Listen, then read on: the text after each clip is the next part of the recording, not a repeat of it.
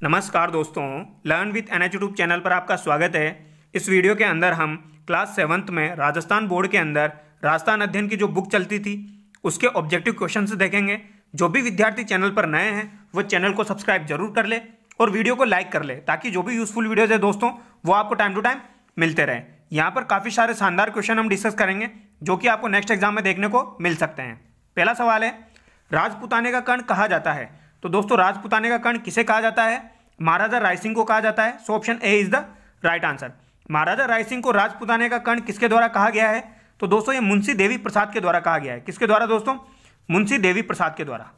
ठीक है, ये आपको ध्यान रखना है, ये काफी बार एग्जाम में पूछा जाता है। अगला सवाल है, विजय स्तंभ का निर्माण किसने करवाया? तो दोस्तों विजय स्तंभ का निर्माण महाराणा कुंभा के द्वारा करवाया गया है। So option D is the right answer. अभी लेटेस्ट एग्जाम में एक क्वेश्चन पूछा गया था, विजय स्तंभ पर डाक टिकट कब जारी किया गया? तो दोस्तों ये 1949 को किया गया, ये भी आपको ध्यान रखना है। ठीक है, अगला सवाल है, ज्योतिष अध्ययन के लिए जंतर मंतर वेधशालाओं का निर्माण किसने करवाया? तो दोस्तों ज्योतिष अध्ययन के लिए जंतर मंतर वेधशालाओं का निर्माण सवाई जयसिंह के द्वारा करवाया गया। किसके द्वारा दोस्तों? सवाई जयसिंह के द्वारा। ये आपको ध्यान रखना है। और कितनी जगह पर करवाया गया? 5 जगह पर करवाया गया। ये 5 जगह आप मुझे कॉमेंट करके बताएंगे, काफी बार एग्जाम में पूछी जाती है। अगला सवाल है, प्रसिद्ध कवि चंद्रबरदाई ने किसकी रचना की? तो दोस्तों चंद्रबरदाई के द्वारा पृथ्वीराज रासो की रचना की गई है, यह आपको ध्यान रखना है। ठीक है, किसकी? पृथ्वीराज रासो की। अगला सवाल है, महाराजा सूरजमल कहाँ के शासक थे? तो दोस्तों महाराजा सूरजमल जो हो जाएंगे ये आपके भरतपुर के शासक थे। कहाँ के दोस्तों? भरतपुर के। ये आपको ध्यान रखना है। इनका ओरिजिनल नाम जो है वो सुजान सिंह है। इसके अलावा इन्हें कुछ उपाधियां भी दी जाती है, जैसे कि इन्हें जाटो का प्लेटो या अफलातून भी कहा जाता है। अगला सवाल है, महाराजा जसवंत सिंह की किन्हीं 2 पुस्तकों के नाम लिखिए। महाराजा जसवंत सिंह के द्वारा काफी सारी पुस्तकें लिखी गई है, जैसे कि आनंद प्रकाश, भाषा भूषण, प्रबोध चंद्रोदय या सिद्धांत बोध।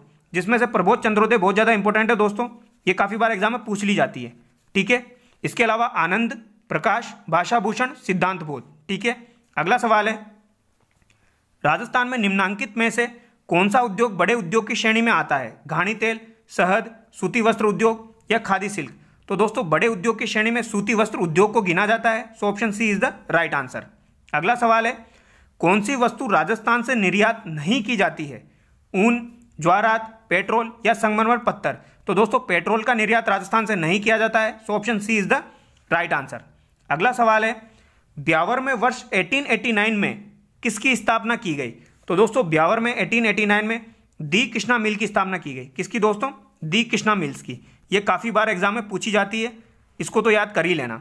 अगला सवाल है, राजस्थान सरकार ने कृषि प्रसंस्करण, कृषि व्यवसाय एवं कृषि निर्यात प्रोत्साहन नीति का निर्माण किस वर्ष में किया?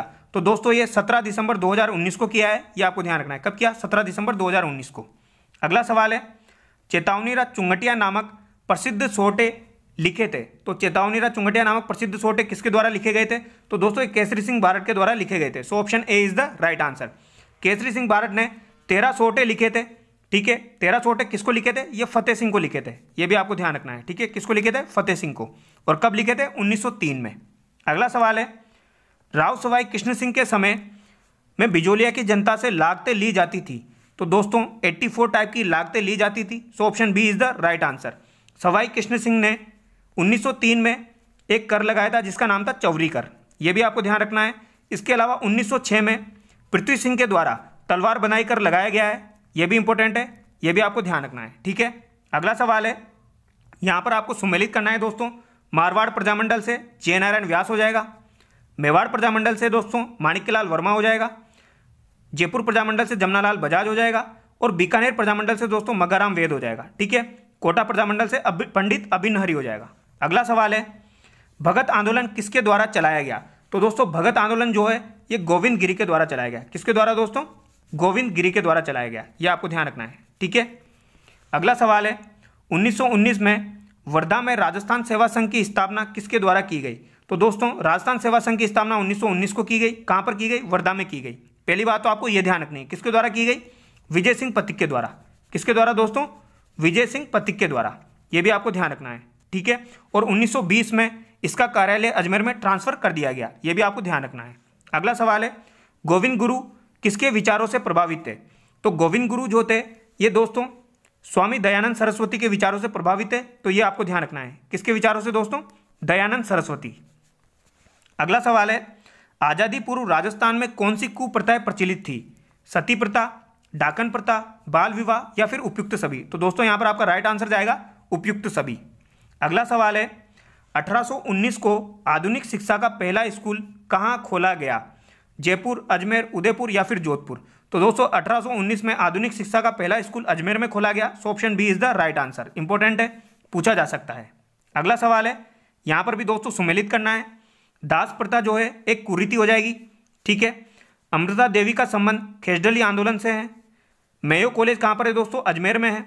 और विद्या भवन कहाँ पर है? उदयपुर में है, ठीक है। अगला सवाल है, आवश्यक नियमों व कानूनों का संग्रह जिसके आधार पर किसी संस्था या देश का संचालन किया जाता है कहलाता है? तो दोस्तों ये संविधान कहलाता है। So option B is the right answer. अगला सवाल है, 26 जनवरी 1950 को हम महत्वपूर्ण दिवस के रूप में याद करते हैं क्योंकि इस दिन संविधान निर्मित हुआ, संविधान सभा का गठन हुआ, संविधान लागू हुआ या फिर हमारा देश आजाद हुआ? तो दोस्तों यहाँ पर आपका राइट आंसर जाएगा संविधान लागू हुआ। Option C is the right answer. अगला सवाल है, यहाँ पर भी दोस्तों सुमेलित करना है। जय नारायण व्यास आपके मारवाड़ से यानी कि जोधपुर हो जाएगा। गोकुल लाल असावा आपके शाहपुरा भीलवाड़ा हो जाएगा, ठीक है। हीरालाल शास्त्री जयपुर हो जाएगा। और बलवंत सिंह मेहता मेवाड़ यानी कि उदयपुर हो जाएगा, ठीक है। अगला सवाल है, भारतीय संविधान सभा के स्थायी अध्यक्ष कौन थे? तो दोस्तों भारतीय संविधान सभा के स्थायी अध्यक्ष डॉक्टर राजेंद्र प्रसाद थे। यह आपको ध्यान रखना है, ठीक है। संविधान दिवस कब मनाया जाता है? तो दोस्तों संविधान दिवस आपका 26 नवंबर को मनाया जाता है। इंपॉर्टेंट है, ध्यान रखना है। अगला सवाल है, अखंड भारत के प्रकाशक कौन थे? ये दोस्तों इंपॉर्टेंट क्वेश्चन है। अखंड भारत के प्रकाशक कौन थे? तो ये जय नारायण व्यास थे। कौन थे दोस्तों? जय नारायण व्यास। ये इंपॉर्टेंट है, ये पूछा जा सकता है, ठीक है। अगला सवाल है, कृषि विपणन बोर्ड मदद करता है? तो दोस्तों कृषि विपणन बोर्ड किसकी मदद करता है? किसान की, शिक्षक की, विद्यार्थी की या पशुपालक की? तो दोस्तों ये किसान की मदद करता है। So option A is the right answer. अगला सवाल है, कृषि उपज मंडी में मध्यस्थों से वसूला जाता है बाजार शुल्क, लाइसेंस शुल्क, सेवा शुल्क या दोस्तों परीक्षा शुल्क? तो दोस्तों यहां से लाइसेंस शुल्क वसूला जाता है। So option B is the right answer. अगला सवाल है, मंडियों की स्थापना तथा विकास के लिए राजस्थान में किसकी स्थापना 1974 में की गई? तो दोस्तों एक कृषि विपणन बोर्ड की स्थापना की गई थी। किसकी दोस्तों? कृषि विपणन बोर्ड की। कब की गई? 1974 में। अगला सवाल है, सार्वजनिक वितरण प्रणाली द्वारा को खाद्य वस्तुएं सही दाम में मिलती है? तो दोस्तों ये किनको मिलती है? ये निर्धन वर्ग के लोगों को मिलती है। किनको दोस्तों? निर्धन वर्ग के लोगों को। ये आपको ध्यान रखना है, ठीक है। निर्धन वर्ग के जो लोग होते हैं उनको मिलती है। अगला सवाल, धात्विक खनिज समूह की पहचान कीजिए। तो यहाँ पर धात्विक खनिज समूह आपको चूज करना है, सीसा, तांबा, लोहा। तो दोस्तों यहाँ पर आपका ऑप्शन ए बिल्कुल करेक्ट होगा, सीसा, तांबा, लोहा, ठीक है। अगला सवाल है, चंदेरिया सीसा जस्ता शोधक यंत्र किस जिले में स्थापित है?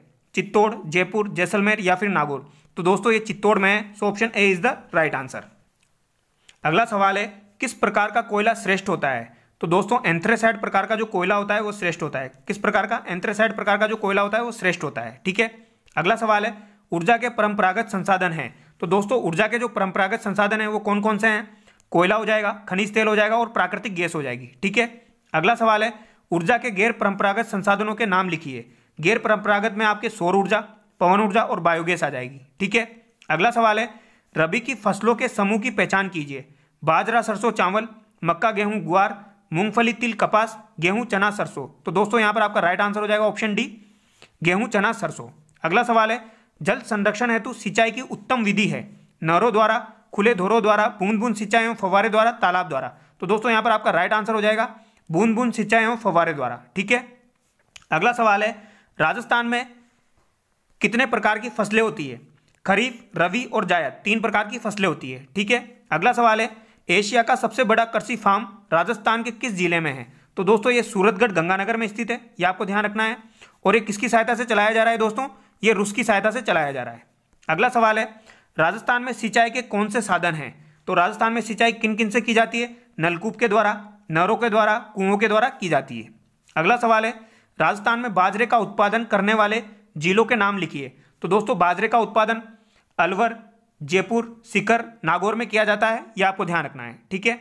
अगला सवाल है, राजस्थान का राज्य पक्षी है? तो दोस्तों राजस्थान का राज्य पक्षी घोड़ावन हो जाएगा। So option B is the right answer. अगला सवाल है, राजस्थान में सदाबहार वन कहाँ पाए जाते हैं? तो दोस्तों राजस्थान में सदाबहार वन माउंट आबू में पाए जाते हैं। So option D is the right answer. अगला सवाल है सीता माता वन्य जीव अभ्यारण्य, तो दोस्तों ये उड़न गिलारी के लिए फेमस है, ठीक है। राष्ट्रीय मरु उद्यान वन्य जीव अभ्यारण्य ये किसके लिए फेमस है दोस्तों, गोडावन के लिए।